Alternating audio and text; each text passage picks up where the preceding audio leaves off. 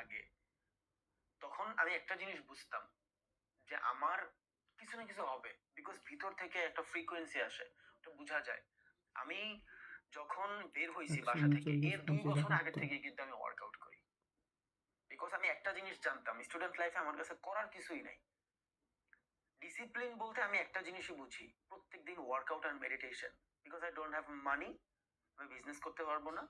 আর তখন আমি যখন 9-10-এ পড়ি, আমার বাপ মা আমার কোনো জবও করতে দিবে না। তো কেমন জানি একটা জিনিস আমি ডিসিপ্লিনের ভিতরে আওতায় নিয়ে আসতে পারতাম, দ্যাট ইজ জিম। দিনের সার্টেন একটা টাইমে আমি যদি জিমে যাই, অ্যাটলিস্ট একটা দিকে আমি নিজের ডিসিপ্লিন বানাতে পারবো, বিকজ পড়ালে হাতে ভাই সব মাথার উপরে দেওয়া যায়। বাবা মা চাই লেখাপড়া করে কিছু করবো, এটা তো আমার দ্বারা হবে না। তো আমি আমারটা শেয়ার করতেছি, আমি যখন বাসা থেকে বের হইছি, আমি ট্রেডিং এর জন্যই বাসা থেকে বের হই নাই, এগুলো ভুল ধারণা। আমি ট্রেডিং এর জন্য বের হইনি, আমি জাস্ট বাসা থেকে বের হইছি বিকজ আমার ওই জায়গাটা কেমন জানি আনকমফোর্টেবল লাগতেছিল। সারাদিন পড়ো পড়ো পড়ো, আই হেট পড়াশোনা, এই হেট পড়াশোনা, মানে একাডেমিক পড়াশোনা, আই জাস্ট হেট দিস। আমার একদম মাথা মাথা ধরে যায়, বিকজ যেই জিনিসের কোনো আউটপুটই নাই, যেই জিনিস আমার কোথাও লাগবেই না। আমি আমার জীবনে সব থেকে বেশি প্যারা খাইছি বীজগণিত নিয়ে। আমার লাইফের কোন কাজে যে বীজগণিত লাগে আমি সেটাই বুঝি না। That's why I hate education. I hate education, yes, আমি ব্রুটাল বলতেছি, I hate education, academic education, যেটা আমার বাস্তব জীবনে কোনো কাজে দিবে না, এটার আমি অনেক বেশি হেট করি। বাট যে এডুকেশন আমার বাস্তব জীবনে কাজে দিবে ওরা আমার দেন, আমি এক বই 1 মাসে টানা পড়া শেষ করে ফেলবো। এক বই একটা ধরবো, ওইটা শেষ, এবার এটা এত মোটা হোক ডাজেন্ট ম্যাটার, কিন্তু ওইটা আমার বাস্তব জীবনে কার্যকারিতা পাইতে হবে। যদি পাই, আই রিড ইট। যদি না পাই তাহলে ভাই আমি সরি, আমার দিয়ে এগুলো হবে না। সো যখন বাসা থেকে বের হয়েছি চিন্তাই ছিল কিছু না কিছু করবো। জব করছি, চাকরি করছি, বহুত কিছু করছি। চাকরি করে যখন টাকা জমানো স্টার্ট করছি আল্লাহর রহমতে, তখন আমার পিলোর বিজনেস ছিল, এই যে গলায় দেয় না অনেক ঘুমানোর সময়, ট্রাভেল পিলোর বিজনেস ছিল। এই বিজনেস আমার জন্য অনেক প্রফিট দাঁড় করায় দিছে, এটা এখনো আছে আমার। বিকজ এই বিজনেসের ভিতরে আমি একটা জিনিস চিন্তা করতাম, ইনভেস্টের তুলনায় রিটার্ন যেটা পাইতাম এটা অনেক বেশি।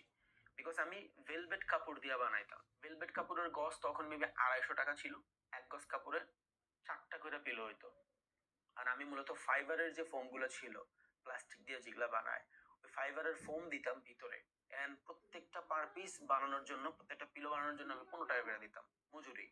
তাহলে 15 টাকা, আর মোটামুটি আমার 200-250 গ্রামের মতন ইয়া যাইতো, তুলা যাইতো। ফাইবারের যে তুলাটা, ওইটা খুব কম দাম। এন্ড আমার পিলো যাইতো, আমি পার পিস ওগুলো 200 টাকা করে বিক্রি করতাম পাইকারি। এন্ড যারা রিটেইলার বিক্রি করতো তারা 350-400 টাকা বিক্রি করতো, ইজি। সো ওই বিজনেস আমার বেটার সাকসেসফুল ছিল। ওইখানে আমার মেজো ভাই, যেটা যেটা আমি বাসা থেকে বের হওয়ার পরে সব থেকে বেশি হেল্প করছে, ও আমার অনেক বেশি সহযোগিতা করছে। তো আমি দোকান করতাম, তখন আমি চাকরি করি, স্টিল চাকরি করি, বিকজ দোকান থেকে আমার ভালো একটা আর্নিং আসতো। এবার এই আর্নিংটা কেমনে আসতো এটাও আমি বলি, যদিও আমি লাইফ স্টোরি শেয়ার করতে আসিনি, জাস্ট কনভারসেশন করতেছি, বিকজ আজকের এই ভিডিওটাই নর্মাল টাকা ছাড়া কেমনে ট্রেড হয়, জাস্ট প্রসেসটা বলতেছি। আমি ওই টাইপের কোনো নিয়ত নেই যে আমার আমার লাইফ কেমন ছিল, এগুলার সময় এখনো আসে নাই। আমি এখন অত কিছু হয়ে যায় না যে আমি আমার লাইফ মানুষের বলবো আর আমার লাইফ থেকে মানুষ শিক্ষা নিবে। আমি বলতেছি যে how I make money for trading, ওইটার প্রসেসটা বলতেছি, যে আমি কিভাবে ট্রেডিং করার জন্য টাকা গুছাইছি। বাট যখন আমি পিলোর বিজনেস করি তখনও কিন্তু আমি ট্রেডিং করার জন্য টাকা গুছাইনি, বেটার লাইফের জন্য টাকা গুছাইছি। বাট একটা জিনিস ছিল, টাকা ভাই আমি অনলাইনে কামাবো, থট প্রসেস। বিকজ যেই পরিমাণে খাটাখাটনি করবো আমি বাইরে, ওটার থেকে বেশি আমি অনলাইনে কামাইতে পারবো। সো আমি স্টিল চাকরি করি, চাকরি না ছাড়ার পেছনেও কারণ আছে, এটা একটু বলি তাহলে আপনারা বুঝবেন যে কেন আমি চাকরি ছাড়ি নাই স্টিল। মাসে আমি 2-3 লাখ টাকার বিজনেস করার পরেও, সেটার রিজন হইলো, যারা রিটেইলারের দোকান থাকে সেলসম্যানদের কিন্তু অনেক পাওয়ার থাকে। বিকজ এই যে টি শার্ট, বা এটা যে কোনো কাইন্ড অফ শার্ট হইতে পারে, এটা বা গেঞ্জি হইতে পারে, এটা যে সেল হবে এটা কিন্তু একটা সেলসম্যান জানে। সো রিটেইলারের দোকানগুলোতে ব্যাপারটা কেমন হয়, ধরেন কোনো নতুন মাল নিয়ে কোনো দোকানে গেল যে ভাই এটা আমার টি শার্ট, এটা আমার প্যান্ট, ম্যানেজারের কাছে যাওয়ার পরে বললো, ম্যানেজার ওই দোকানে মালটা রাখবে কিনা, ম্যানেজার কিন্তু সেল দেয় না, সেল কিন্তু দেয় সেলসম্যান। সো সেলসম্যান জানে কোন জিনিসটা চলবে কোন জিনিসটা চলবে না। দ্যাটস ওয়াই আমারে ডাক দিত ম্যানেজার, যে রবিন এটা কি চলবে কিনা। হ্যাঁ আমি বলতাম হ্যাঁ চলবে, সমস্যা নাই। বাট এটা বলার আগে যে মানুষটা মাল নিয়ে আসছে, উনি ব্যাক এন্ডে আমার সাথে কনভারসেশন করতো, যে ভাই এটা যদি তুমি বিক্রি করতে পারো, বেচতে পারো, তাইলে তোমার এটা থেকে কমিশন দিবে। সিস্টেম বুঝছেন? বিকজ প্রত্যেকটা বড় বড় সেলসের দোকানে এটা চলে, প্রত্যেকটা দোকানে চলে। এমন না যে আমি একটা মাল নিলাম, দোকানের লস করলাম, ওই মালটা পয়সা থাকলো। নো, আমি বেটার সেল দিতে পারতাম। ইয়েস, অনেকে আমার সেলসম্যান বলে, আই অ্যাম আ সেলসম্যান। শুক্রিয়া, আলহামদুলিল্লাহ, আমি একজন সেলসম্যান। বিকজ দুনিয়ার সব থেকে বড় জিনিস আমি সেলস থেকে শিখছি। সেলস থেকে আমি কমিউনিকেশন শিখছি।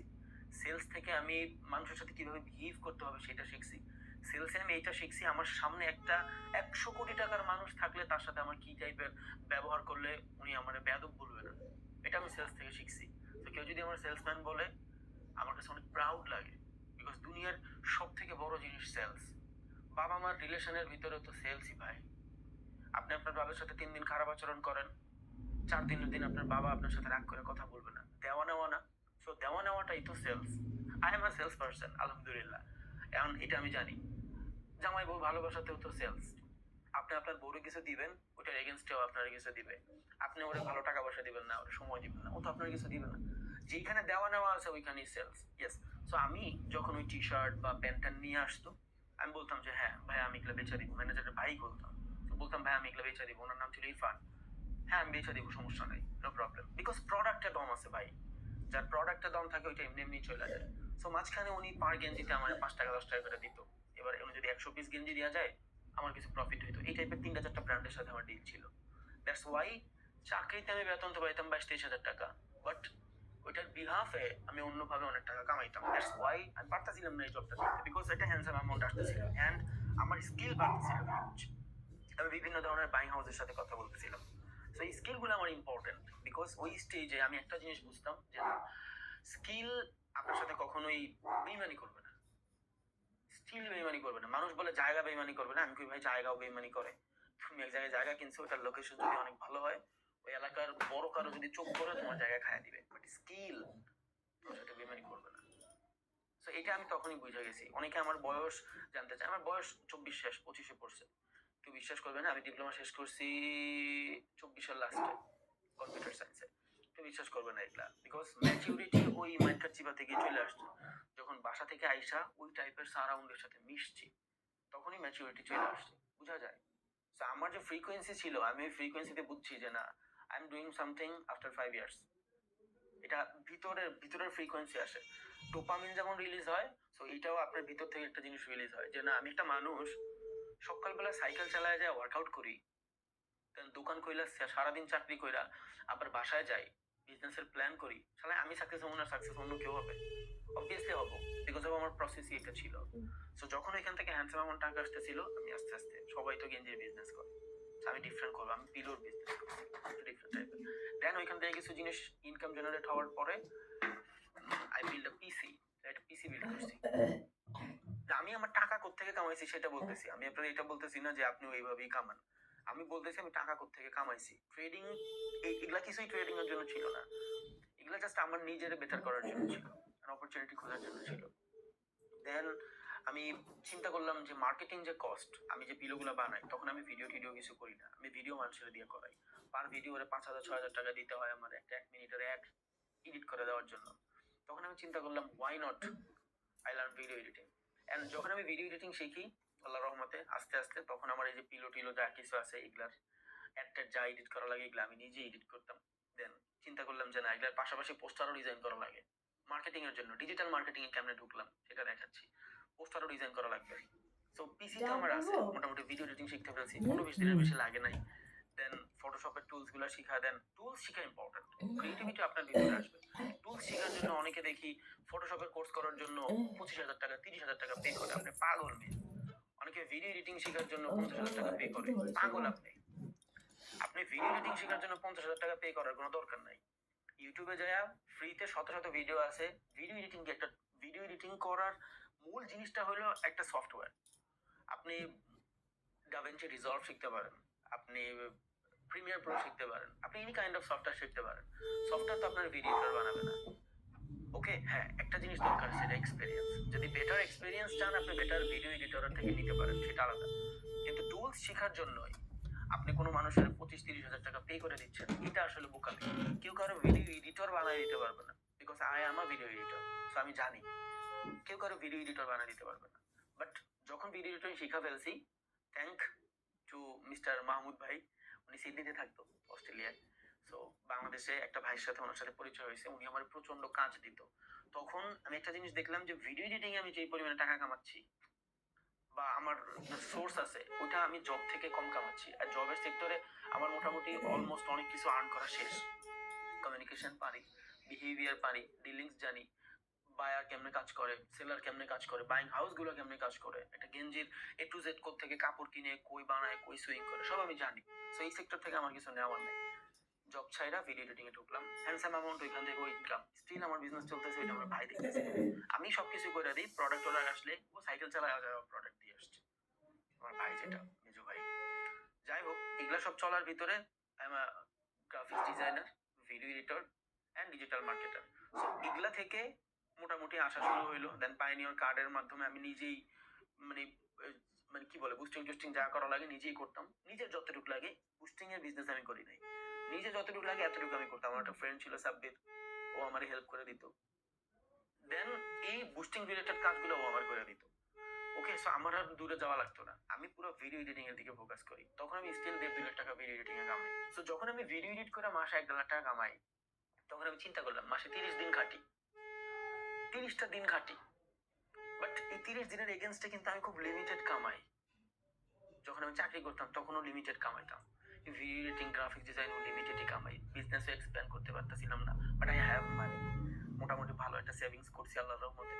তখন আমি চিন্তা করলাম যে না আসলে, আর একটু একটু ট্রেডিং ইনভেস্টিং সম্পর্কে আগে থেকেই নলেজ ছিল, মানে জানতাম যে ইনভেস্টিং কেমনে কাজ করে। ওয়ারেন বাফেটের জানতাম, বিল গেটসের জানতাম এরা কিভাবে ইনভেস্টিং কেমনে কাজ করে। বিকজ মানুষ যারা বড় লোক টাকা কই রাখে, সবাই তো বাংলাদেশের মতন আর গোল্ড কিনা রাখে না, সবাই বাংলাদেশের মতন বাইরে পাচার করে দেয় না। যারা বিদেশের বড় লোক এরা মূলত এদের টাকা কই রাখে বিলিয়ন বিলিয়ন ডলার। তখন বুঝলাম যে স্টক মার্কেট নামক, আগে থেকে একটু একটু ধারণা ছিল। দেন আস্তে আস্তে আল্লাহর মধ্যে শিফট হইলাম ট্রেডিং এর দিকে। সো আই হ্যাভ মানি, অনেকগুলো কাজ করে আমার জন্য ট্রেডিং জার্নিটা ইজি হয়ে গেছে because of I have money. So এইটা তো বললাম যে আমি ইনকাম সোর্স গুলো, এটার মাঝে মাঝে আবার অনেক কাজ সুইচ হয়েছে বিকজ ফার্স্ট অফ অল যখন বাসা থেকে বের হয়েছি আমি চাকরি পাই নাই, অনেকগুলো জিনিস করতে হয়েছে। সো ওগুলা ডিফারেন্ট, ওগুলা বাদ, এটা আমার ভালো দিনগুলোর কথা বললাম। খারাপ দিনগুলা অনেক বেশি খারাপ ছিল, ওগুলা না বলে। সো এইভাবে আমি টাকা ম্যানেজ করছি, বাট টাকা ছাড়া কিন্তু ট্রেডিং হয় না, টাকা ছাড়া ট্রেডিং হয় না, আপনার একটা হ্যান্ডসাম অ্যামাউন্ট নিয়ে আসতে হবে। এবার আমার জার্নি থেকে আপনি একটা জিনিস নিতে পারেন, ভাই আপনি যদি স্টুডেন্ট হন